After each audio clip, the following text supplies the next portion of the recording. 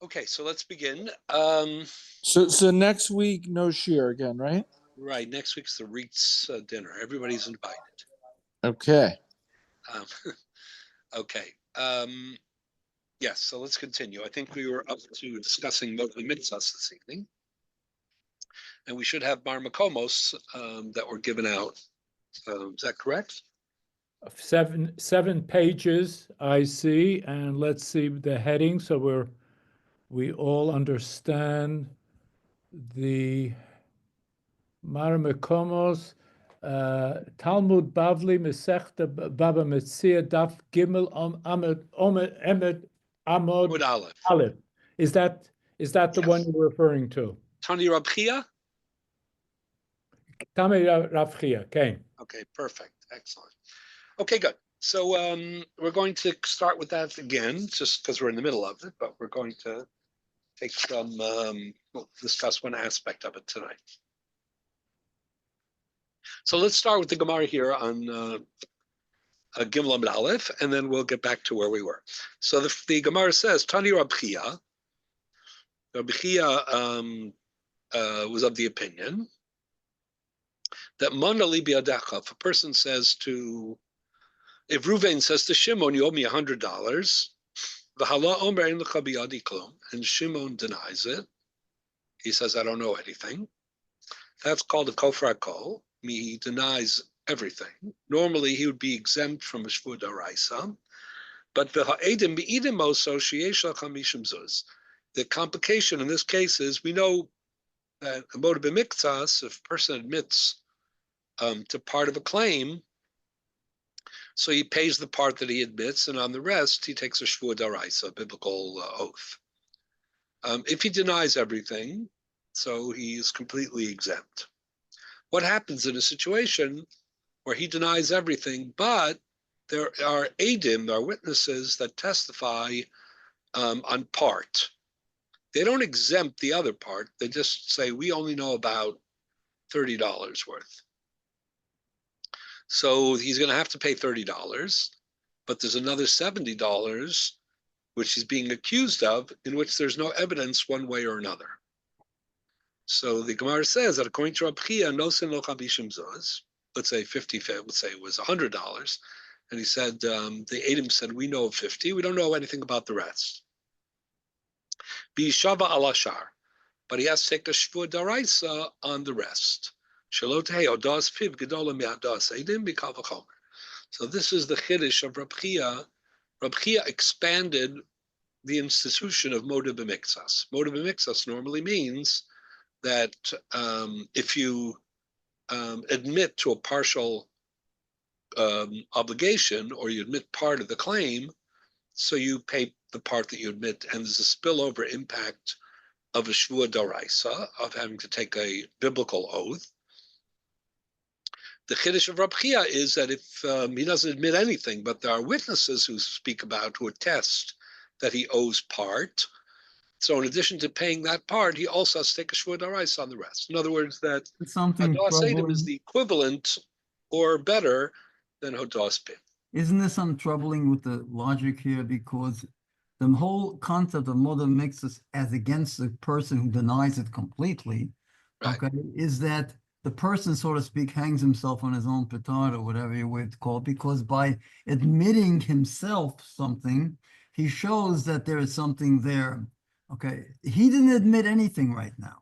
Right, And but the Adam show that there's something there. that's true, but still, he has not made that admission. He has not opened that door. Right.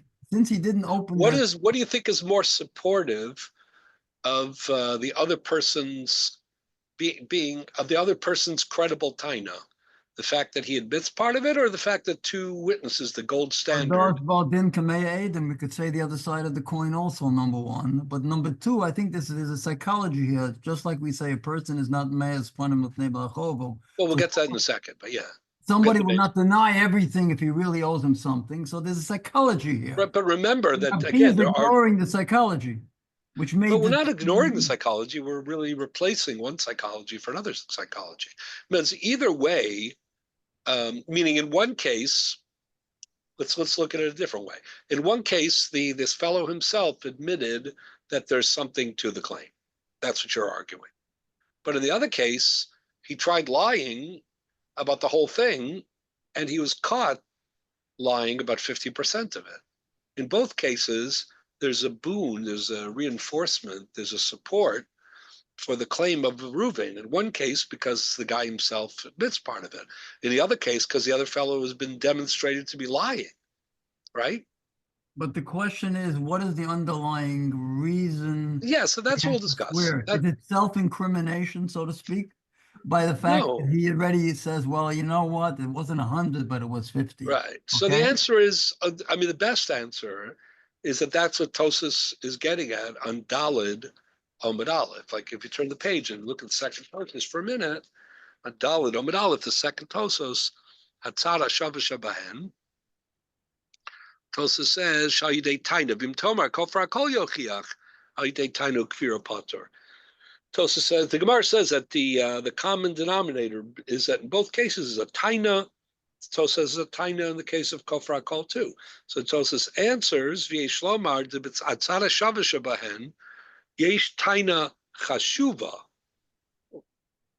Dikashemoda mixas, oed echad makhisho, and we could add, o shnayim edim mi'idim negdo, nira de mishaker ulakake shvua. Meaning Tosas says, the common denominator between, let's say, an eid echad, shnayim edim, or Mechayiv Miktsas on Hodas Paldin on Miktsas, is that in all three cases, there's a substantiation and therefore an elevation of the taina of the towing. So it's In had one nothing to do with, it had nothing to do with the psychology of the lover, or whatever, for lack of a better word. Right. It Right. has to do Well, with there the are fact some that issues, in some way he's been proven already that he's imperfect, and therefore, or at least even if it hasn't been proven that he is a liar, in the Adam case, he's been proven to be a part liar. In the Hodas Baldin case, but in the common denominator is that the proof is on the support. Yeah, exactly. But on the support of the towing, not necessarily the weakness of the nitzan. Right. So, but we will get to the psychology part in a minute, because that's going to be very relevant to why motive mix us also. We'll get to that though. Okay. So that's sort of the chiddush of Rabbi Chia, is that what we say about Hodas Baldin, we also say about Hodas Edom. Then the Gemara says, we can learn that from our Mishnah in Shnaim Oxen Betalis. The Gemara is going to be docha that later, but the Gemara says it. But Tanatuna Shnaim Oxen Betalis Zelmar Nimitz Asiya. Right, two people holding on to talis. Each one says, "I found it." V'ahacha kim de tapas anan sadi de my de tapas high day, my de tapas high day. Each one is holding on to part of the talis. That's the equivalent of having Adim support them. Uktani Shava, and we concluded that each one also take a shua. So it sounds like that the fact that there's the equivalent of Edus that supports my claim is a reason why the other fellow not only has to pay part, but he also on the part that is still disputed, he has to take a shua as well. Later on, the Gemara is going to say it's not a good proof, because here you have evidence on both sides. In the case of Rabbi Chia, you only have evidence supporting one side. Okay. But what I want to do is get to the second part. Here's where you get to the psychology part. Anyway, but before we get there, one more line. So the Gemara says, "My shalote odas piv gedola ma'adas edim mikal v'chomer." What do we mean by that? Shalot tomar odas piv hu derami rachmana shualei kederab. But really, what you said before, which is, you might have thought that moda b'miktsas is only moda b'miktsas, and it won't apply to chiyuv edim b'miktsas.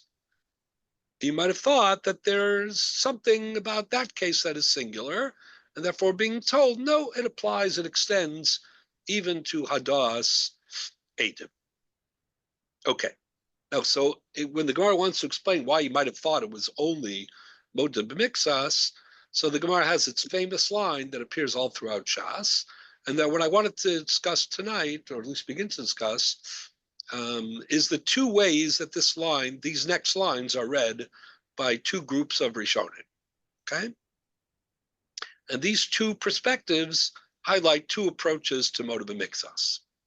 The Amar Rabbah, as Rabbah says, Mipnei ma Amra Torah motive mixas atayna yishava. Why is motive mixas obligated to take a shvua? Says the Gemara. Now, stop here. Those words, Mipnei ma Amra Torah motive mixas atayna yishava, the words, why does the Torah obligate us to take a shavua? Those words can be understood in two opposite ways. One way is what the Gemara is saying is, why only motive mixas takes a shvua? Why doesn't kofar hakol also take a shvua? What I'm going to try to show is that that is the understanding of Rashi in Bava Kama and the Rimigash in Masachet Shavuos. Doesn't motive mixus have a migui? Yes, but the question is whether the Ribui, Asher Yomar Ki Huzeh, is teaching us only motive mixas, or it's teaching us as opposed to kofar hakol. No, but doesn't he have a better position than Kofar Hakol because he has a migui that he could have denied everything and he didn't, so he should be believed for the half that he said. That's the other way of reading the Gemara. So I'm just going to show you there are two ways to read the Gemara. So the way that Rashi and Bava Kama, not here in Bava Metzia, Rashi in Bava Kama and the Rimigash in Shavuos read the Gemara like this: Mipnei ma Omra Torah motive mixas atayna yishava. How come only motive mixas? Why isn't kofar hakol also obligated to take a shvua? That's the way to read the question. And the answer is chazaka ein adam meiz panav bifnei bal chova, which means that you're right on the merits of the claim and counterclaim of kofar hakol. There would have been a chiyuv shvua min haTorah. Even though I'm going to add this phrase, it's not a taina chashuva because it's hit or miss. I mean, the other guy accuses him, and he denies it all, and there's no evidence one way or another. So you might have said, right, which will be the other view, that there's no sufficient basis. It's not like we read Tosas Daled Amud Aleph a minute ago, right? There's no taina chashuva. It's a taina bialma. And not only that, there's no aglaim l'davar, right, to use the Ramban's language. Or if you want to even say further, and I think this is what the Ramban is just trying to illustrate that there's no reglaim l'davar. The Ramban says, if any time you made a claim, it would result in a chiyuv shvua d'oraisa, the courts would be packed, and people would annoy each other all the time. They just accuse each other of anything and everything, just for the benefit of being able to drag other people to court and like the U.S. court system. Like the U.S. court system, correct. So the Ramban doesn't mention the U.S. court system, but he was mechave, 100%. So the Ramban says if kofar hakol were to be chayiv a shvua d'oraisa, even though it's a taina bialma, there's no reglaim l'davar, it's just an accusation. There's nothing to substantiate it. The guy denies it completely, so that doesn't make sense. And one of the reasons that you instinctively know that it shouldn't be true is because, if we allowed such a thing, it would get out of control. Nuisance. So why does the Gemara have to say ein adam meiz panim if the logic itself is sufficient? No. So I'm explaining the other side of it. That's why the Ramban is the other explanation. But as I'll show you inside in a minute, Rashi and the Rimigash don't agree, at least hypothetically for the moment. They think, no, if you make an accusation, then the guy has to either, pay you, or if not, we'll take him. You have the right to drag him to court, and he'll have to take a shvua d'oraisa. That would have been the law. The only reason it's not the law is because there is a counter force, and that counter force is the chazaka. Ein adam meiz panav b'fnei bal chova. Now, what does ein adam meiz panav b'fnei bal chova mean? Literally, a man would not be brazen, right, to say such a big lie. Now, again, I'm going to show you Rashi. Rashi has a very specific meaning of this, and it might be that it's not a coincidence. Rashi in Bava Kama says this applies particularly to a milva, to a loan, because a milva is a form of tzedakah in a way. A chesed. It's a chesed because Jews are not allowed to charge ribis, interest from other Jews. And therefore, when he gives you access to capital and he has no benefit, right? So all things being equal, he's doing you a tremendous favor. It's a chesed.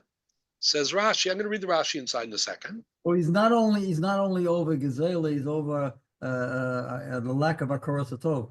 Yeah, exactly. So that's how Rashi in Bava Kama interprets Eino Deme's Panav B'fnei Baal Chovo. He says it applies especially to a milva, or maybe only to a milva. And therefore, even though in theory, Kofar HaKol would have been Chai B'Shvua Daraisa, even though it's a Taina B'Alma, there's a counterweight, and that is Eino Deme's Panav. Therefore, we believe the other fellow. When he says no, we don't give him a shvua because we believe him, because he can't look the other fellow in the eye and deny everything. People can't do that psychologically. And that's how Rashi, that's how Rashi in Bava Kama. So let's look at the Rashi in Bava Kama for a minute. Okay, the Gemara in Bava Kama we can skip. It's the same principle, but this is on the end of page 1 or the beginning of page 2? Not sure. Everybody have this? Rashi Bava Kama Kuv Zayin Omud Aleph. Bottom of page 1. Erev Parshias. That's the Gemara is Erev Parshias, so we're going to leave out Erev Parshias for the moment. Where the Rashi Bava Kama, where it says Kidarabba Omar Rabba. Everybody have that? Rabbi. Rashi Masechet Bava Kama, Daf Kuv Zayin Omar Aleph. Not the Gemara, but the Rashi. Okay. So Rashi says Kidarabba, the Omar Rabba. Ein Adam Meis Panav B'fnei Zeh She'osa Lo Tova. A normal person is not brazen enough, doesn't have enough chutzpah, in a good way, right? That he is going to, answer such a big lie to someone who did him a favor. Hilkach, therefore, Heicha de Kafar Hakol, if he's denying everything, Patur Mishvua. We'd exempt him from a shvua because we believe him.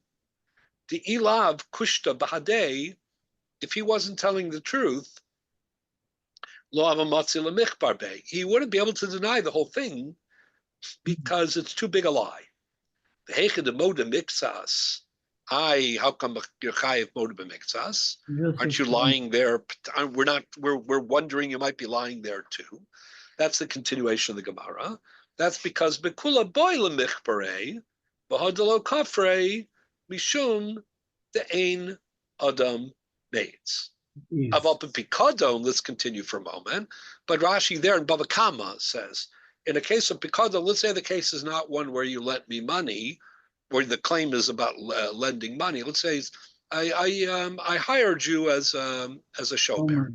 Shomer. So Rashi is a kiddush of Rashi. Rashi says, "Al pikadon ein kan tova." That's business.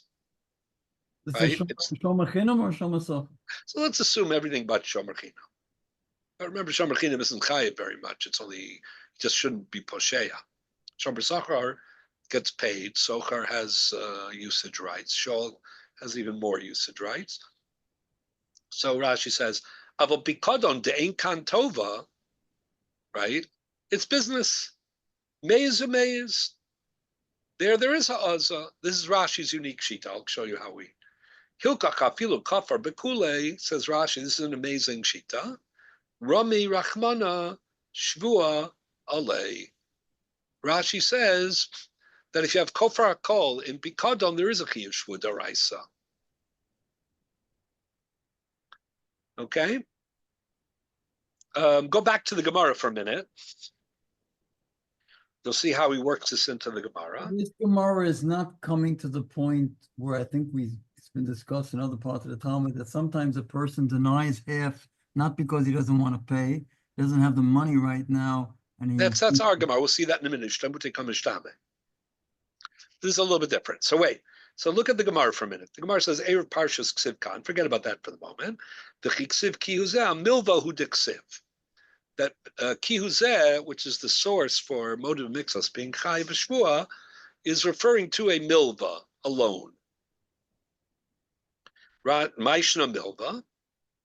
Why only milva is being applied to motive mixos? This is the way the Rashi is reading the Gemara. Kidarabba. Now you have like our Gemara. The Marabba mepnema amra Torah motive mixos satani shava. Chazaka inu meis pana b'fnei balchovo. The haiva kula boy denichpare. Right? He'd like to deny the whole thing, but he can't. But then Bekula boy the low delay, he'd also love to admit the whole thing since he owes the guy a favor. And how can he lie about any of it? This is where the psychology comes in. If I admit the whole thing, he'll pressure me to pay the whole thing. So what I'd rather do, since I have a problem, I don't want to lie to him, but I also don't have the money to pay him back because I'm, under pressure. If next time I get a check, or the next time my ship, comes to port, and I'll have plenty of wherewithal, then I'll pay him back. So ishtamitle miu, right? Hashta, I'll delay him or procrastinate right now. Ishtamit means I'll avoid him. Right? Until I get back on my economic feet. Hilkach Rami Rachmana Shvo Ilave Ihechid Alodile Bekule. And then the Gemara says, this is the way Rashi's reading it also, the Gam Bilvahu de Ikala Meimer Hachi. Aval Gabe Pikadon, but when it comes to a Pikadon, Meiz Umeiz, because there it's not a favor. And therefore what? Therefore may is what? So the way it comes out for Rashi is the Gemara is asking the question, why isn't Kofra called Chai V'Shua? Even though it's a Taina Bialma, and there's no Raglayim L'Davar, and it could create nuisance backlogs in the system, nonetheless, we should give credence to the claim enough that it should trigger a Chai V'Shua. So the Gemara's answer is no. There's a Ptur Shvua, because of the chazaka that people aren't going to be so brazen. But that ptur only applies in kofar kol. When it's motive b'mitzas, we're worried that the guy is, fighting between two pressures. He doesn't want to deny the whole thing because he's not such a bad guy. He's not going to admit the whole thing because he, is under economic pressure. So he's going to, the way he's going to get out of it is he's going to temporarily mislead or lie about 50%, and hope that, that his ship will arrive and he'll be able to pay back the rest. But the way Rashi is reading the Gemara is, one more second, that's true in a milva, but in a pikadon, where there's no counterforce of Ein Adam Meiz, so then there's a chiyuv shvua because it's a taina. So in Ochanami, in Pikadon, according to Rashi, since how he's reading the Gemara, Kofra Kol is Chayiv Shvua Daraisa. Wow. And the Bali Tosis go ballistic on this. They think we don't paskin that way, right? This Rashi? I mean, we don't paskin that a Kofra Kol by Pikadon. In Pikadon? No, we do not. But this is how Rashi reads the Gemara. Now the Bali Tosos argue. Look at how they argue. You see the big Tosis Erev Parshias Kasuv Khan, Tosis Bavakama Kuf Zayin. It's a big Tosis. It is a big Tosis. We're not going to read the whole thing. Don't worry, but I'm going to read a little bit. Andy likes Tosis. Try. He likes it. Oh, good. Yeah, no, I know he does. Who could not like Tosis? Exactly. It seems flimsy to build the court's law on someone's emotional, ethical status, since that's so variable from person to person. How can we only build it on things that we consider to be mostly default universal principles? Meaning the chazaka is just like a rove is a probability, A chazaka is what we call a ruba de lesa kaman. It's also a probability. It becomes halachic reality, right? And it becomes something that we trust. A ruba de lesa kaman is behavioral, it's psychological, right? But it is, it's strong enough. If this is true, I'm making up a number. 65, 70% of the time, then it turns into that kind of a probability. That's what I'm trying to say. So, a quick halachic question. A person who's caught lying, let's say it turns out that we find out he's lying, so he's not kosher for edus later on or whatever. All kinds we'll get to that. Implications. What happens to this guy who was lying because he wanted to pay later? So later on, he comes and pays. By paying later on, he's admitting that he lied. The Argamara, if you look here in Bab Mitzi, in Argamara itself, Argamara here says, on Daled Amud Aleph, just look for 1 minute.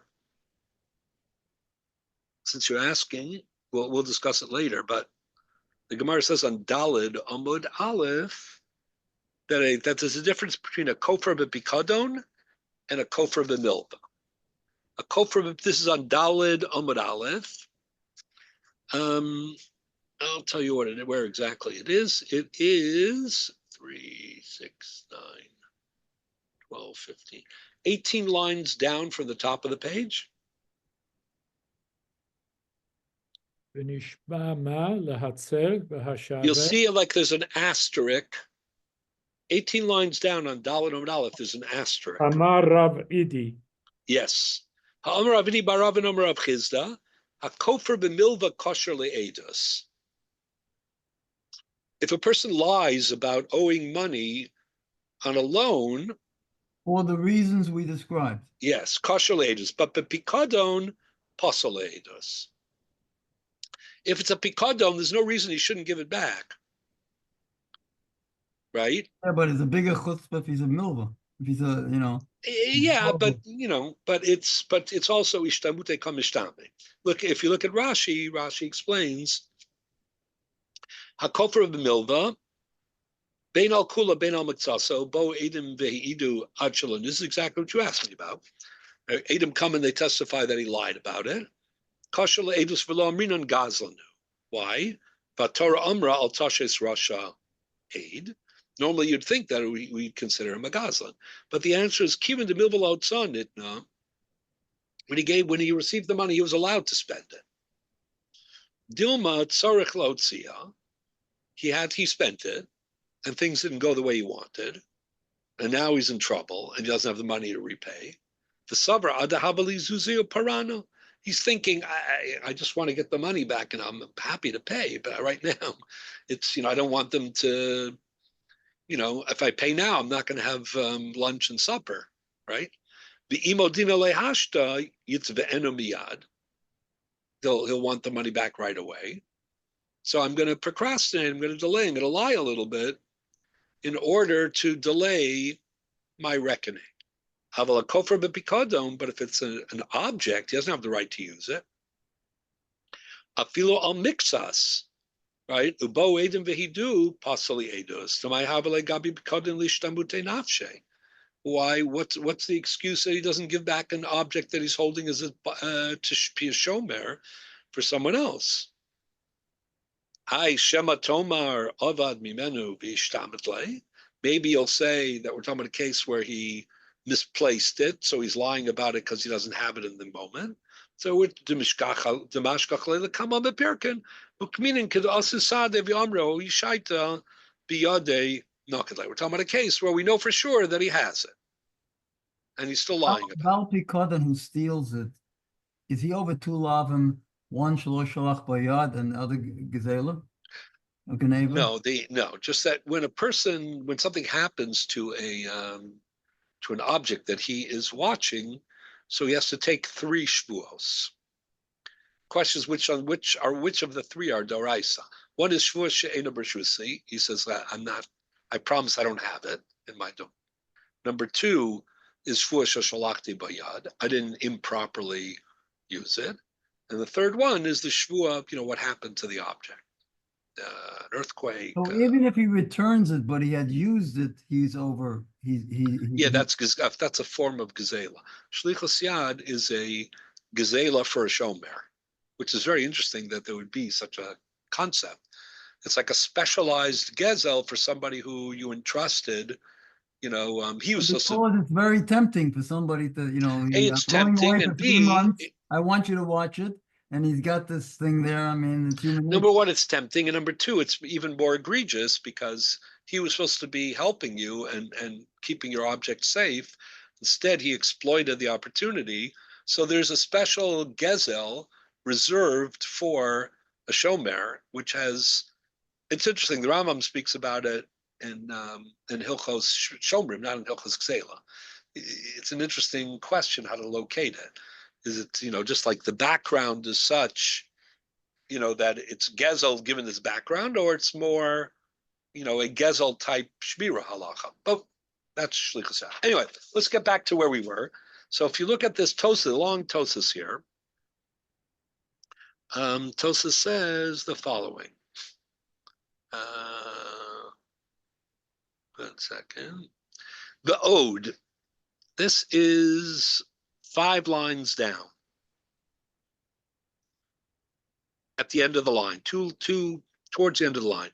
The ode, the kama mishnayos mashma. You have that?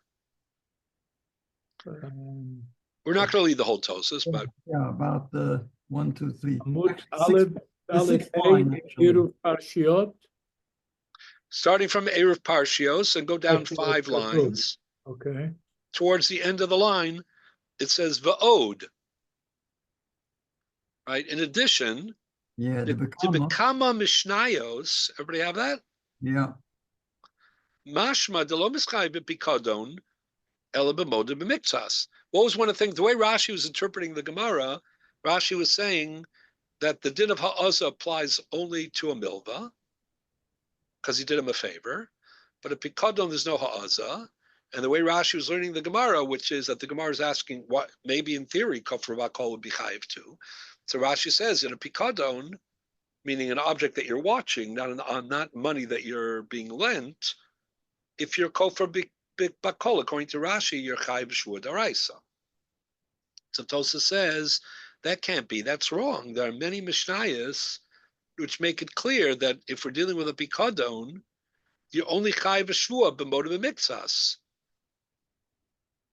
He gives an example. Gahid Shavuos, Mem Gimel, Selachil Bisani Alav, Shtayim Ayashava, B'chein Ayid Menorah, Basasar Litarin, Bahid Eser Gefanos, Tunos Masartilach, Ubahani Zakin, Gabi Shnei Kisim Kshurim, Etzasi Lida Mechayvim Bodim Mixas, Upatrin and Kofar Kol, Afagav Shalo Asalo, Shum, Tova.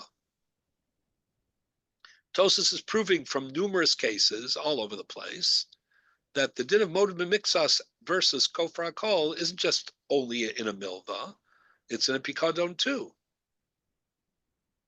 Meaning it's not true that kofar b'pikadon, that kofar bakol b'pikadon is chayiv b'shua. Uperik sheni d'ksuva so b'shua sadayanim patrinim bana li'avicha biyadi v'chaltiv pras b'migudi by kofar hakol mishum debibno meiz. Will appear shakodjus adaraba kofar kol havel elechiyuve hasa. So this is an interesting case. So Tosa says, number one, there's evidence all over Shas, in Mishnayos and Gemaras, different Masechtas, that moda b'miktsas kofar kol chiluk, that distinction applies even to pikadon, meaning kofar kol b'pikadon is patur, and only moda b'miktsas b'pikadon is chayiv. Unlike Rashi, who's saying that there's no ha'azah, and therefore there is a chiyuv kofar kol in pikadon. That's number one. Number two, he's saying the following. There's a case like this. Let's say the case involves somebody whose father, right? The claim is, my father told me that he borrowed money from you. Then the father died.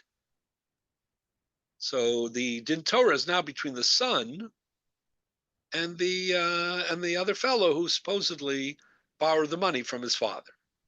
So the Gemara says about that case that bibno is, even if people have trouble lying directly to somebody who they were involved with, but if it's somebody who doesn't really know, he just knows by hearsay, secondhand, etc., then it's easy to lie to him. There's no din of ha'azah when it comes to a son. Says Tosas, if you look carefully, How this is the case, hearsay just even one second. given- This case of a son is a case where even the motive b'miktsas is going to be patur. That's what the Gemara says. So It's Tosas Bari says, and Shema. one second. No, it's not Shema. It's let's say somebody else claimed, but the point is that he's denying it because the guy doesn't. He only knows by hearsay. But whatever. So listen to this. The Gemara says in such a case, bibno meiz. It's not difficult for me to lie to the son because I didn't deal with him directly, and therefore it's patur. There's no chiyuv shvua. Says Tosas, but according to Rashi, it should be the opposite. If there's no ha'azah, then there should be a chiyuv shvua even in kofar hakol. But it's not true. One more time, I'm going to read that line of the Gemara one more time. So the says, "Ubishvuas hadayanim patrinan mana la'avicha biyadi." The guy says, "I lent money to your father, v'chaltiv pras, but I gave him back part of it." I mean, he's motive b'miktsas to the son. So bigudi boy kofar hakol. There we say, since he could have denied the whole thing, right? And if he had denied the whole thing, apparently that would have been patur. Therefore, even though he admits part of it, mishum de bibno meiz, and therefore he's patur. Will appear shakuntris adaraba kofar hakol havale lechiyuve hasam. According to what we just read, that Rashi says in Bava Kama, every case where there's no ha'azah, even kofar hakol should be chayiv, because it's only because of that counterforce that a regular taina b'kofar hakol is patur. So if there's no ha'azah on the other side, instead of saying that even motive b'miktsas would be patur, we should say even kofar hakol is chayiv. So that's why Tosfos rejects Rashi. Okay? But agav, so how does Tosfos understand the Gemara? So we can look at our local Tosfos first. Tosfos Oliver Shas reads the Gemara this way. Go to our Tosfos, Mipnei Ma Omer Torah, which is on Daf Gimel Amud Aleph. And in the sheets, if you want to look at it in the sheets, I didn't put it in the sheets. That would be silly of me. Second. Or maybe I didn't, because I assumed everybody had it. Oh no, I have it. The third entry on page 1. Right? Mipnei Ma Omer Torah. And by the way, I should add that Rashi in Bava Metzia also reads like Tosfos, not like Rashi in Bava Kama. Rashi changed his mind at some point. We'll see in a minute, but Tosfos is clear. Look at the Tosfos. Tosfos says, Mipnei Ma Omer Torah, Pirish, Yehei Neman b'migu, Diboy Kofar hakol. The question isn't, remember, how did Rashi read the Gemara? When the Gemara says, how come we say motive b'miktsas is chayiv? Rashi said that what's the question? Why isn't kofar hakol? Why only motive b'miktsas is chayiv? Why isn't kofar hakol chayiv too? And then the Gemara answered, because it's counter pressure in other is part of b'fnei balchom. Tosfos says, no, that's not the pshat. The Gemara is asking exactly the opposite. What they want, they know that kofar hakol is patur under all conditions. Bein b'milva, bein b'pikadon, kofar hakol is patur. What they're asking is, why is motive b'miktsas chayiv at all? You have a migui. You have a migu. What is a migu? As we've explained, migu di boy amar kofar hakol v'haya neman b'li shvua neman lomar chayiv ani b'miktsas b'li shvua. Meaning, migu means that if I have a better lie, right? If I have two possible claims, and one claim is superior, if I bypass the superior claim for the inferior claim, it indicates that I'm an honest man. And if I'm an honest man, you should believe me. Why This should you is believe very, me? this is Because a, I've this is a proven. very strong classic migui because he has to take money out of his pocket now. In other words, by admitting half, he's taking money out of his pocket. I mean, it's not just a theoretical thing. So it's a very strong migui. Yeah. So maybe that's why Tosas says, I think there's another reason also, I'll explain in a few minutes. Look at Tosas again. Tosas says the question of the Gemara is not why isn't Kofra Kol Chayiv. The question is why is it Moed B'Miksos also Patur? Because of the Migu of Kofra Kol. Pirish, Yehi Naman B'Migu, the boy Kofra Kol. Then Tosas adds, listen to the addition. O Neilif Mehacha de Lo Nemu Migu Bialma. And if you're hesitant, says Tosas, then you shouldn't say Migu anywhere. What did you just say? This is a strong Migu, right? Isn't that what you just said? It's considered a migui lahotzi? No. He's just being poter atzmo mishvua. So you just said it. It's a very strong Yeah, I mean, it's a Migu. classic. Yeah. So I'm saying that's the words that Tosas, why did Tosas has, and by the way, it's in all the printed Tosas in the different places. There's a Tosas in this same Tosas appears in Bava Kama, where we just were, in Shavuos, in Gittin. Oh, the only way to answer it is to Sumas. read the case the opposite way. Otherwise, there's no answer. The kasha is very strong. We'll see. It is strong. So that's what Tosas is saying. You should believe the way what the Gemara asking here is not Kofra Kol should be chayiv. It's that Moed Miksa should be patur on the basis of a migu. What will you say? That's not a good migu. What could be a better migu than that? If migu is no good here, it shouldn't be good anywhere. That's what Tosas added in these words. O neilach mehacha de lo nemu migu bialma. What's the answer of the Gemara? The same answer, right? Just now it has to have a different meaning. What's the answer of the Gemara? The next line. Eino demei is pana b'fnei balchovo. What does it mean now? No, it's explaining why there's not a good migu. Because it's a migu de ha'aza. What does it mean it's a migu de ha'aza? What's a migu? Migu means I have two claims. I have two arguments I could make in this case. One is superior, the other is inferior. If I bypass the superior for the inferior, that shows I'm an honest man and you should believe me, right? But let's say it's not so simple. It's more complicated. Let's say there's something unattractive about the superior taina. What would be unattractive about it? There's a downside. What kind of a downside? Any kind of downside. So let's talk about this downside. The downside is that psychologically, it's an uncomfortable claim for me to make.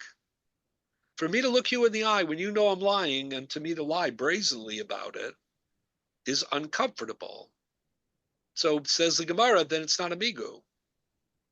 Because then there's an inferior element to the superior taina. It's like a kal v'chomer. If there's something on the other side that offsets the kal and like a pircha, but even more than a pircha koldo. Yeah, but very good. So Tosas says that's the way to read the Gemara. The Gemara was asking the question again one more time.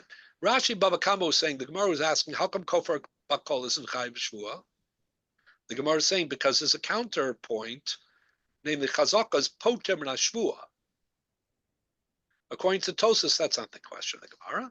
The Gemara knew kofar kol is never going to be chayiv shvua because it's not a taina chashuva. Let's say. What is the Gemara's question? Since kofar kol is poter mishvua, why wouldn't that be a basis to be poter even more to the mixas min hashvua? It's exactly the opposite that the Gemara had. What's the answer? The answer is that would be a great argument, except for one thing, namely the basis for the Torah, which is migudi bayamar kofar kol, is flawed because saying kofar kol isn't an easy thing to do. It's a migu de ha'aza. It's a migu that is uncomfortable.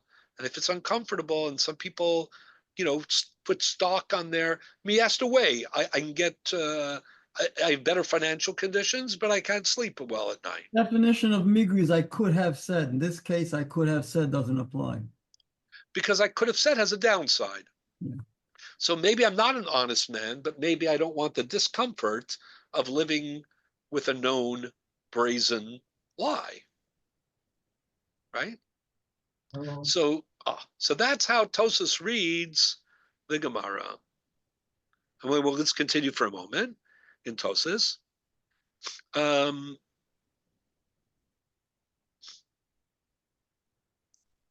Umishani, says Tosos, the answer of the Gemara is the Einze Migu. This isn't really a Migu. Why? The Ein Adamei is panav lik for a kol. Because what looks like an obviously more attractive claim has a downside, a discomfort. Ho v'chaveru makir b'shikro. Right?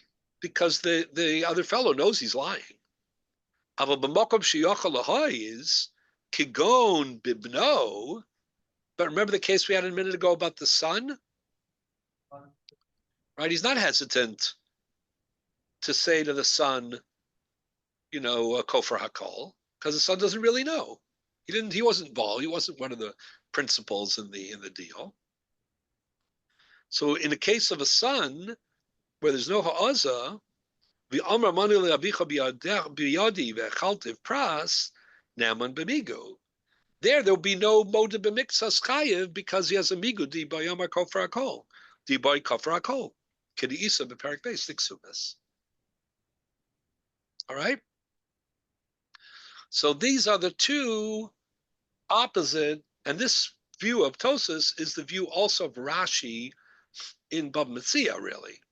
If you look at Rashi in Bava Metzia for a moment, it's in the Gemara.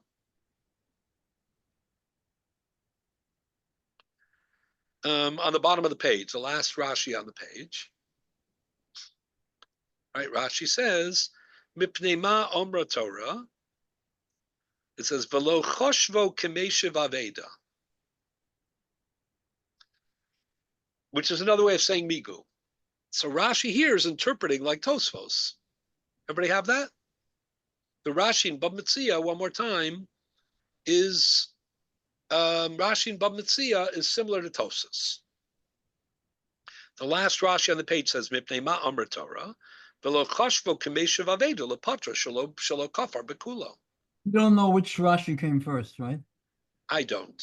Yeah, we don't. I think it's very hard to know because see, Rashi. What we do know is that Rashi, like many other great writers and thinkers, sometimes tinkered. Sometimes had maduros, different editions, Madura Kama, Madura Basra. For example, the Rashi that appears on the Rif is considered by some to be an early version of Rashi. So there's a fellow who wrote a book called Yonah Frankel's name. Darko Shel Rashi Beperush Talmud Bavli is the name of the book. And he tries to speculate about get into Rashi's head. What? Yeah, I mean, based on evidence also, like what was first, what was after, in some cases you can tell. But in this case, we don't know. But it's a very sensational argument, two opposite ways. First of all, it's a very rare phenomenon to have two opposite ways to read the Gemara that are so different and that carry with them such a difference. By the way Tosas understands Ein Adamei as Panav B'fnei Bal Chov is more expansive than Rashi. Because according to Tosas, Ein Adamei applies also to Pikado, right? So what's that argument about? The answer is it's a place to draw the line. It's very logical, meaning Rashi says Ein Adamei there's a very strong Ein Adamei, like, can I lie to you if you did me a favor? That's the highest level, right? But Tosas says there's a second level. Let's say Tosas says there are three levels, let's say. Not so sure Tosas is saying. One second. The highest level is what Rashi says. I can look you in the eye, lie to you, and kofar kol when you actually did me a tzedakah favor. That's the most brazen, right? The least brazen is beno, meaning the son doesn't really know. He wasn't party to the transaction. So, it's still easier for me to procrastinate than it is for me to deny the whole thing, knowing in my mind that I'm lying my head off. But he doesn't know. But the middle case is, he didn't do me a favor, but he knows that I'm lying, and I know that he knows. It's harder for me to lie once I know the person who I'm saying it to knows I'm lying. What about the other factor? One That- second. So Tosas's view of Ein Adameis is the middle case. Rashi and Bava Kama's is the first case. That's why Rashi and Bava Kama says there's no din of ha'azah on Pikado. Tosas says, yes, there is, because the guy knows that you're lying, and you know that he knows. The only time there's no ha'azah is beno. So here's what I want to say. I'm sorry, did you have a question? Yeah, what I'm saying to you is that I think there's an additional psychology with the Bal because I trusted you. In other words, there's also a Meir's Panim here. I trusted you to watch my Bikodim, my Right, but first, I was saying, my diamond ring, and now you turn on me. So there's also right, a but what I Meir's was saying Panim. was, before was, if we're talking about anything but a shomer chinam, there is compensation for that too. Right? It's a business deal.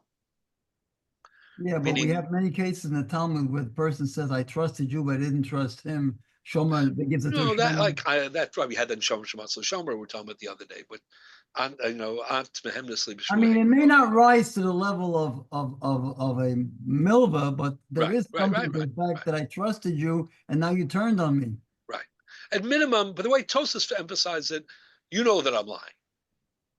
You're saying also, you know that I'm lying, and we had a business relationship, so it's even worse.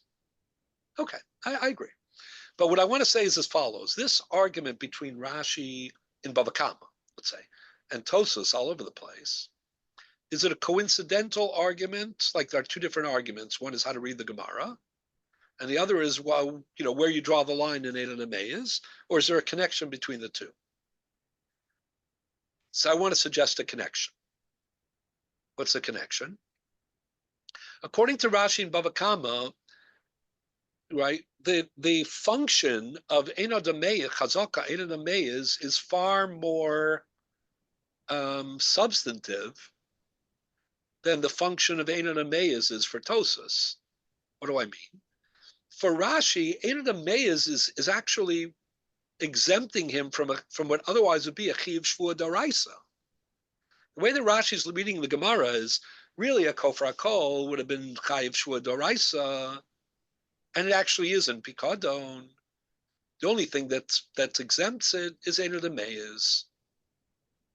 Tosas might say, whoever said that Eina Dameiz is so strong that it can exempt you from a Chayiv Shvua Doraisa? Maybe all it can do is neutralize Amigu. Meaning, the way Tosas is reading Eina Dameiz in the Gemara, Eina Dameiz isn't exempting you from a Shvua Doraisa. Eina Dameiz is just a reason why you might hesitate if you have two possible claims, right?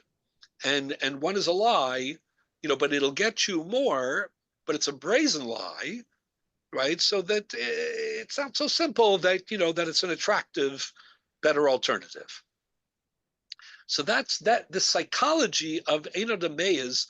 How much, you know, weight does it have? I mean, how much can it accomplish? What I'm trying to say is, for the way that Tosas reads the Gemara, Chazaka Eina Dameiz doesn't have to do so much.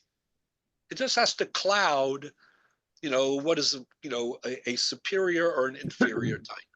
It has to ruin a miku. But for Rashi, the Chazaka Eina Dameiz has to exempt you from what otherwise would be a Chiv Shvua Daraisa. What's the point? So maybe that's why Rashi has a higher standard of Chazaka Eina Dameiz than Tosas does. Because the Eina Dameiz that Rashi's talking about has to accomplish more. And therefore, maybe you need the highest level of Eina Dameiz, namely, he's doing me a favor, how can I lie? But for Tosas, all I need is to have the discomfort of ruining my claim, my obvious claim that is superior if I'm a liar. For that, it's good enough that it's also true that it's hard to look somebody in the eye who knows you're lying and to lie to him brazenly. If you want to add your point as well, you know, it's also a business relationship and so on and so forth, right? So what I'm trying to suggest is, I don't know this for a fact, I'm speculating, that the two arguments between Rashi and Tosas, number one, how high a level of ha'azah do you need for chazaka Eina Dameiz Panav B'fnei Bal Chovo? Number two, what is Einad Me's part of B'nei Balkovo accomplishing in this Shakla V'Tarya? Is it addressing a tour for a Chiyuv Shvua Daraisa, or is it simply muddying the waters and eliminating what would have been a migu that would have been poter you, in the case of Moda Mixas, that those two things are connected? Everybody with me? Okay, good. So now I want to introduce one While we're other. speculating, since Tosfos obviously came in, Bali Tosfos after Rashi, they never mentioned the Baba Metzia comment of Rashi as a. What do you mean? In other words, Bali Tosfos are fighting fiercely with Rashi on this Baba. In Baba Kama. And they never mentioned they came after Rashi. They steal all of Rashi's works. They never mentioned, by the way. Oh, yeah, it's an interesting point. Why didn't they themselves? They're commenting in Baba Kama on what he writes in Baba Kama. No, but I'm saying they never. You're saying they should have made a comment and said in Rashi himself. In Maybe change his mind, Yeah, I hear that. The grandfather. Anyways, the interesting thing is that it's not only Rashi and Baba Kama. There's also has a partner. Not a full partner in all aspects, but there's a 50% overlap between Rashi and the Rimigash. Strange partners. Right? So the Rimigash read the Gemara, the Rimigash and Shavuos read the Gemara the way Rashi did, which is that the Gemara wasn't asking that Modim Mixas should be patur, Migudi Bayamar Kofar Akol. The Gemara was asking, why isn't Kofar Akol Chayiv like Modim Mixas? How do I know that? And what does it revolve around? A different point than Rashi. Rashi revolves around this ha'aza, limitation. But the Rimigash addresses the question of the migu more broadly. Remember we said that Tosa said, this is a strong migu. If you're not going to say migu here, you're not going to say it anywhere. So maybe this is addressing the position that the Rimigash puts forward. Maybe not him directly. Maybe it was a position in the Gonim already. I don't know. And that is as follows. I'm going to show you in a minute. The Rimigash made the claim that migu lafture mishvua lo amrina. Well, let me explain. The migu that we're familiar with classically in the Gemara, it almost always you said is about before that a migu cannot remove a shvua deraisa. You're saying the same thing? Say again? You said a few minutes ago that a migu cannot take away a shvua deraisa.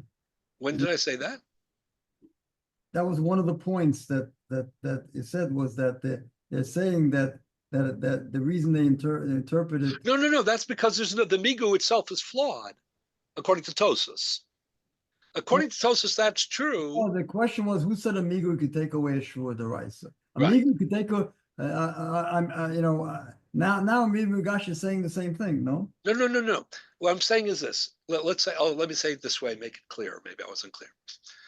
Tosas's reading of the Gemara, which is that the Gemara Rabbi is asking, why isn't Mod B'Mixas Pater Migudi Bayamar Kofar Akol, is making an assumption.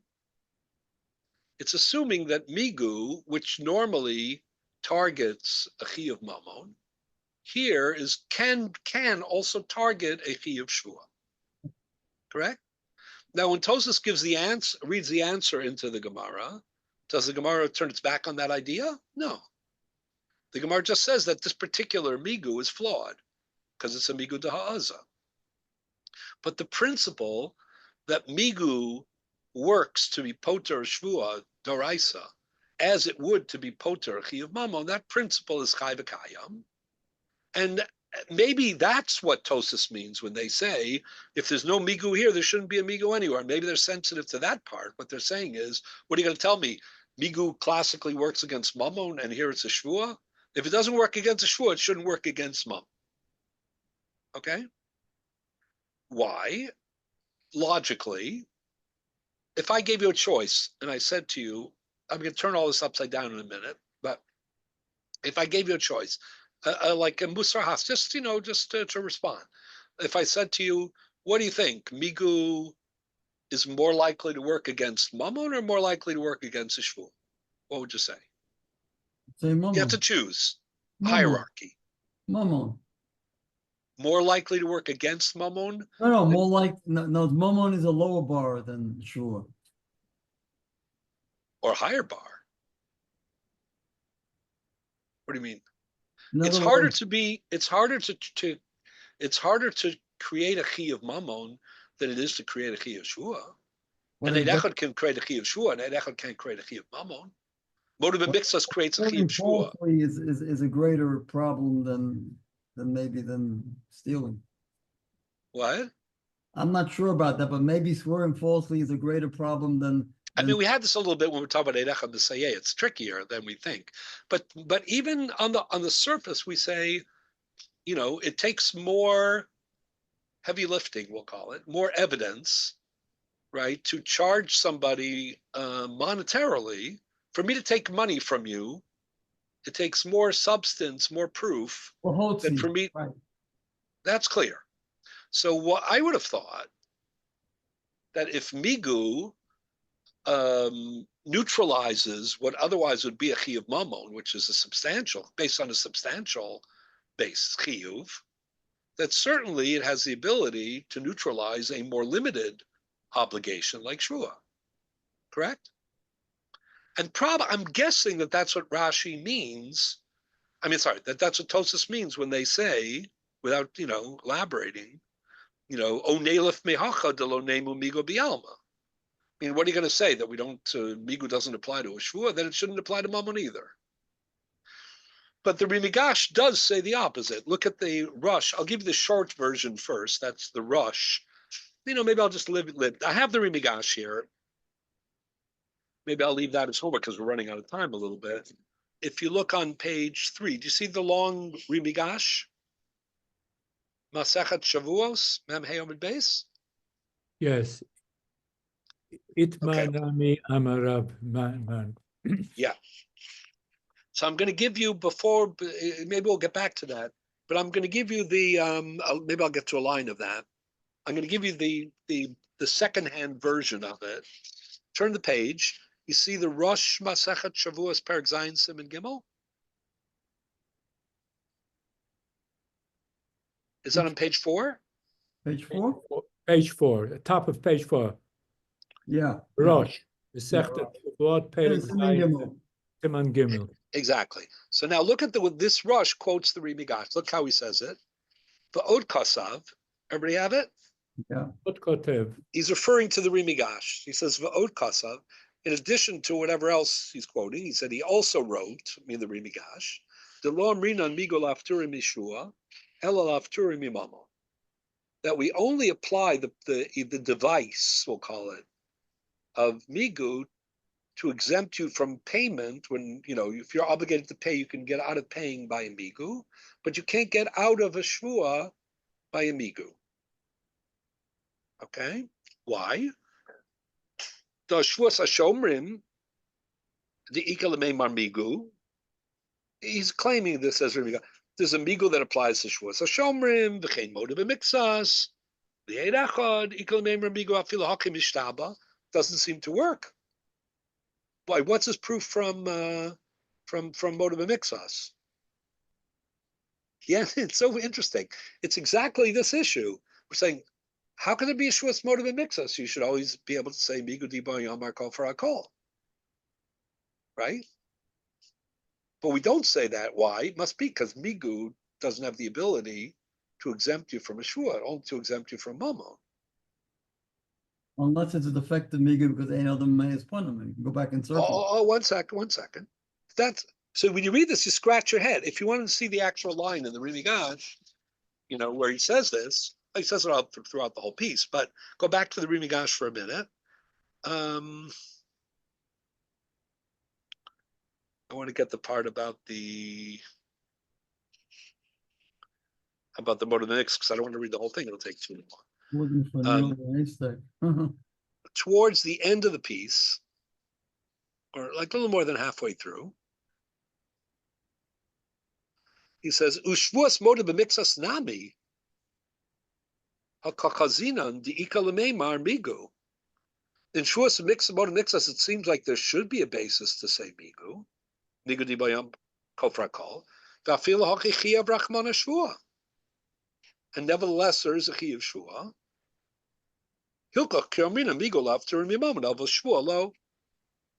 Now, your question was, what are you talking about? The reason that there's no migu is because it's a migu de ha'aza. So I'm going to. That's how I know. Doesn't hold from that. No, he doesn't hold from that. He read the Gemara like Rashi in Bava Kama. Right? So now look at what the Rosh says about it. And that's exactly why the Rosh attacks him. Go back to Siman Gimel. He quotes the Rimigash about this whole thing. He says, Udvarav, towards the middle. Everybody have it? Udvarav enon muvanim li. Everybody have that? It's like 5 lines down in the Rosh. He's treading very respectful with the Rosh. 5 lines down in the Rosh in the middle of the line. Udvarav enam muvanim li. He says, the Rimigash doesn't make any sense to me. Why? Number, kiven de migu daraisa, if the device of migu is effective, minatora, mali mamon, mali shvua. What difference does it make whether it's mamon or shvua? Then he goes further and he says, atu shvua lav mamonu? And isn't shvua just a proxy for mamon? The zimnin de la boyish tabue v'kayoy mamona. That's the principle that we've been discussing. That mitoch she'eno yachal li shava mishalim. If a person refuses to take a shvua daraisa, or he's not able to take a shvua daraisa, we actually charge him money. But on the other hand, Wait. So what's so interesting is, and then he one more line. Umash Omar de b'shvua shomer mika migu kvar kasfina lada migu de ha'aza habe. Umash kosav mor b'mixas ika migu amrinan chazaka eno de meis pana b'fnei bal chova leika migu. The Rosh is saying, I don't understand what the Rimigash is saying. Moda b'mixas proves that migu lafturi mishvua lo amrina. Not at all. It's a migu de ha'az. It's not a good migu. The answer is no. The Rimigash read the Gemara the opposite way. He read the Gemara like Rashi in Bava Kama. The Gemara's question wasn't why isn't migu poter moda b'mixas b'shvua. The Gemara's question is why isn't even kofar hakol chayiv b'shvua? And the answer is Eina Demeis Panav. Not therefore there's no migu. Eina Demeis Panav, and therefore he's pater min hashvua daraisa. So then the Rimigash was saying, yeah, but once that's true, shouldn't there be a migu to be poter moda b'mixas? So this is the same argument. The answer is no migu lafturi mishvua. Says the Rosh. What's the difference between a shvua and mamon? Actually, a shvua is a kind of mamon. And what our Tosa says, if you're not going to say migu here, you're going to say it somewhere else. Our Tosa is even going further than the Rosh. Rosh is saying they're equal, or maybe every shvua is a kind of a mamon. I think what our Tosa is saying is, even if you were to say migu didn't work in mamon, it might work in shvua. Certainly, you're not going to say it only doesn't work in shvua. Right? The issue that this is not lahotzi doesn't come up in this conversation. No, we're talking about a shvua. In other words, this is not that strong, because I know they want to say that if you don't swear, then you have to pay. But put that aside for a second. This migui here is to pater you from something, not to take money out from you. And there's always been a difference in that, in the strength of the migui. That's not brought up here. So it's strange, right? Yeah. Oh, so this is what I'd like to say about it. I think there are 2 things to say, but let me mention them both very quickly, and with this we'll conclude for today, and then we'll pick up. We'll talk about the expansion of Rabbi next week. What is it next week that I said I'm not going to be here? 2 weeks. Next week you have to read. Right. Next week 2 you said you're away. Are you here Yes. next week? Next week is the We'll miss you. the Reeds dinner. Maybe you should Correct. the Reeds dinner. We should have a break, and you'll say the shir. What's that? During the Reeds dinner, you'll have a break. You can give the shir. Oh, you know what? I think it's actually during that. I think that's the timing maybe they found out about the shir and they wanted the people in Fifth They Avenue. want to make sure we don't learn. Okay. No, I think they want to make sure that you all come. Okay. I went to the YU dinner. I'm Yotze already. So I find it interesting that they don't talk about the quantity. If it was a small amount of money, let's say $5, doesn't matter. But if it, Quantity never matters in these things. We say din pruta kedin mea, which I think is very idealistic. yes, That's what they say. Din And we pruta. also see in real life that there are big crooks for $5, just the way the big crooks for much more. Yeah, that's so true. And even big crooks sometimes steal small sums. They just can't help themselves. Exactly. Okay, so I think there are two answers. One answer is, and we've talked about this idea before, and that is maybe the fact that shvua is has lesser standards than mammon is actually the reason why migu doesn't work. Meaning, in order to obligate you to mammon, right, you need a substantial basis for that. So to exempt that, you need to chip away at that substantial basis, right? And if you chip away enough, and you bring the chiyuv below that standard, then that's good enough.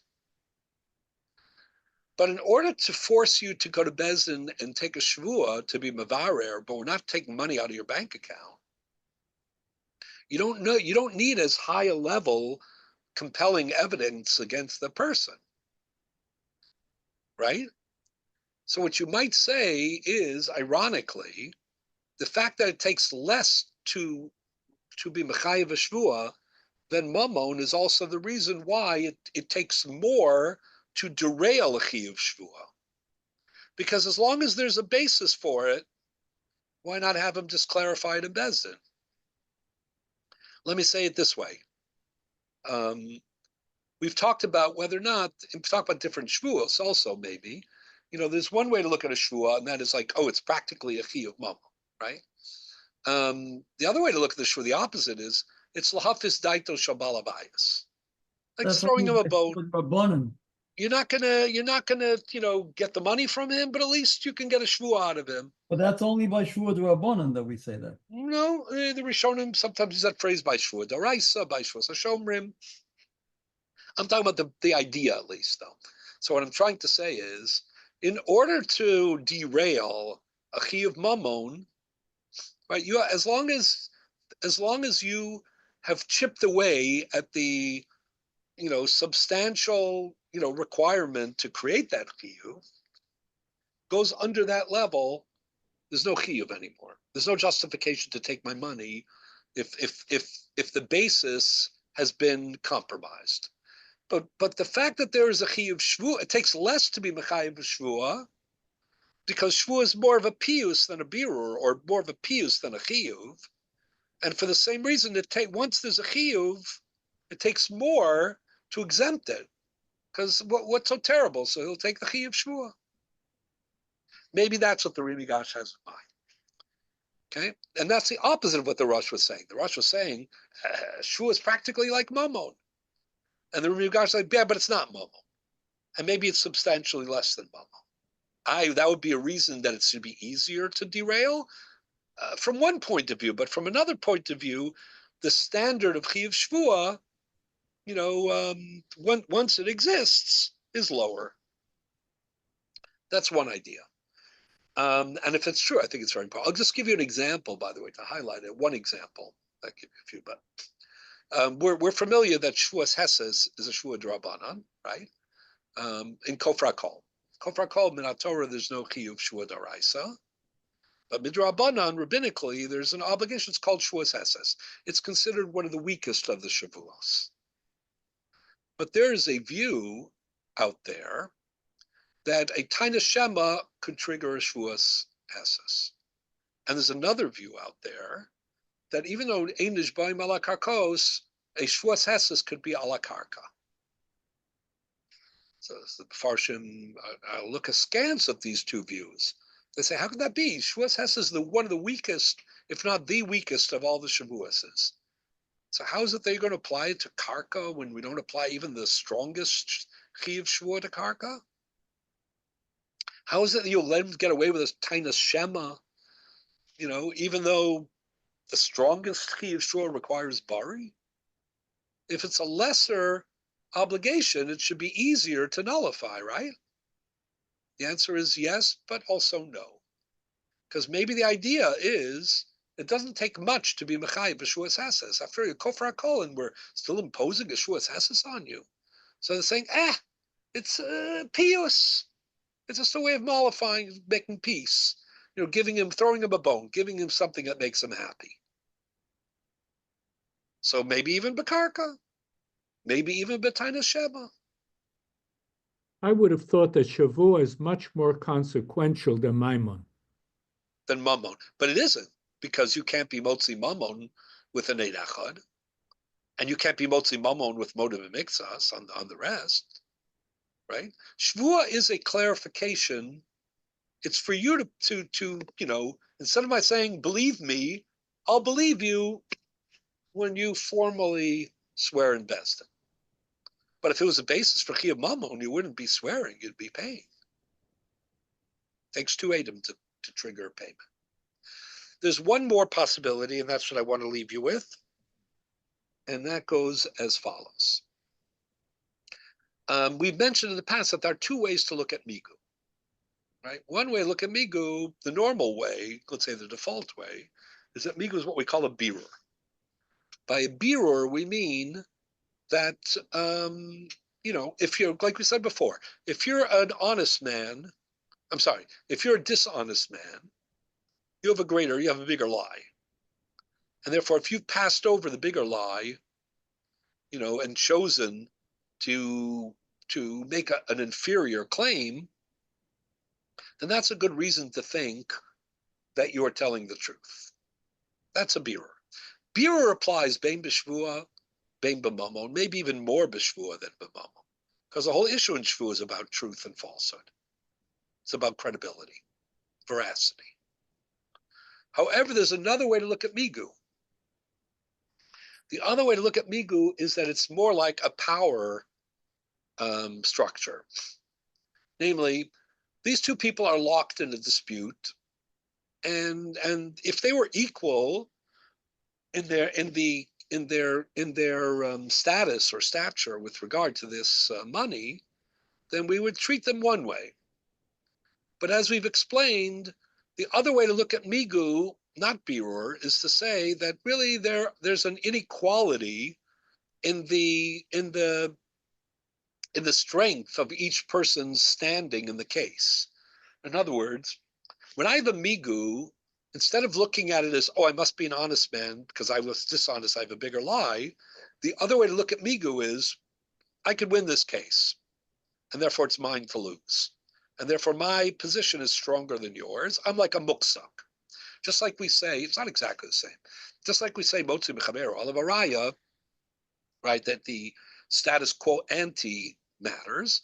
So too, my ability to win this case, because I have a potential claim that would win it, gives me a stronger position, and therefore gives me, changes the balance of power between us.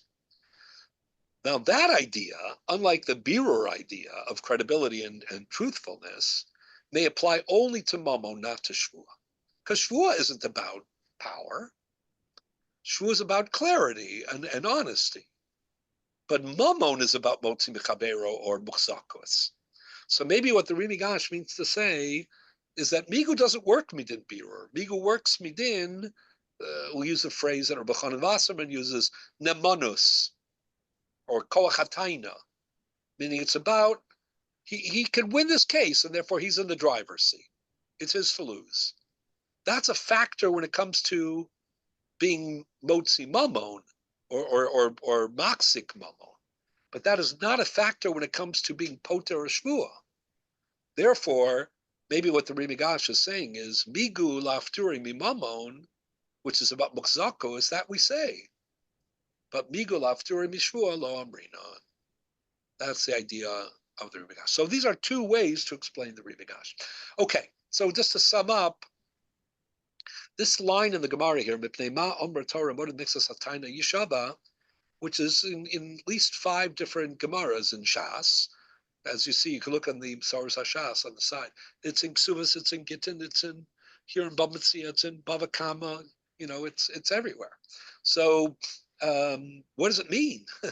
Like, it's even a rare usage. Like, where did the Gemara say mipnei ma omra Torah? It's like Tamia mitzvos. But it's so interesting that this line is understood in two opposite ways in a way that affects so many things. So Rashi and Bava Kama and the Rimigash, just to sum up, interpreted that what the Gemara was asking was, why isn't Kofar Kol also chayiv? And the answer was, because Kofar Kol, or at least for Rashi, maybe only Kofar Kol and Milva, is ha'azah, and therefore we believe him. But otherwise, yeah, even a claim bialma would be enough to create a kiyut shua daraisa. And then the Rimigash is chiming in saying, why wouldn't this then be a basis for motive mixas being patur migudi by Amar Kofar Kol? That's a no-brainer question, because migul after mishua lo amrinan. We never say migul after mishua. Whereas the Bali Tosos and Rashi and Bab Metzia and most Rishonim take the opposite read of the Gemara, and that is they assume that Kofar Kol does not have the substance to justify a chiyuv shua d'oraisa. It's not a raglayim l'davar. It's not a taina chashuva. It's nuisance, court, obligations and so on. That's not the Gemara's question. That's obvious. What the Gemara wanted to know is how come you don't say migudi b'yamar kofar kol and say patur modim mixas also? Not why isn't kofar kol chayiv? Why is it modim mixas patur b'migu? The assumption being migu after b'shua lo amrinan. I'm sorry, amrinan. And the answer is Einar the Meis Panav Bachal. Namely, the migu is a migu de ha'aza, so technically it's a flawed migu. In principle, migu would work, but it doesn't work. And therefore, it doesn't meet the definition of migu. It doesn't meet the objective definition of migu. But why is kofar kol not chayiv shua d'oraisa? You don't need it. You don't need Einar the Meis Panav for that. It's just because it doesn't have the basis for a chiyuv shua d'oraisa. So these two readings are crucial to understanding of the relationship between shua and mammon, both with regard to what triggers it, as well as the nature of migu and the limitations of migu and so on and so forth. So it's one line or a few lines in the Gemara that are so crucial that are read in totally opposite ways that produce so many interesting issues and arguments. And then agav, you also have the argument with regard to the Rashi part, and that is Einar the Meis is only when he's doing you a favor, like a milva, or Einar the Meis is anytime he knows, he knows that there's a lie. Maybe anything but beno, which is he doesn't really know. So so these are some of the takeaways of this sugya. Next week in Mirz Hashem, we're off for a week, but 2 weeks from now we will continue discussing other aspects of Rabchia's halacha, that edim are a substitute for pig. Okay, so we look forward to joining that topic in 2 weeks. Have a Good night, week, Shkach. everyone. Thank you.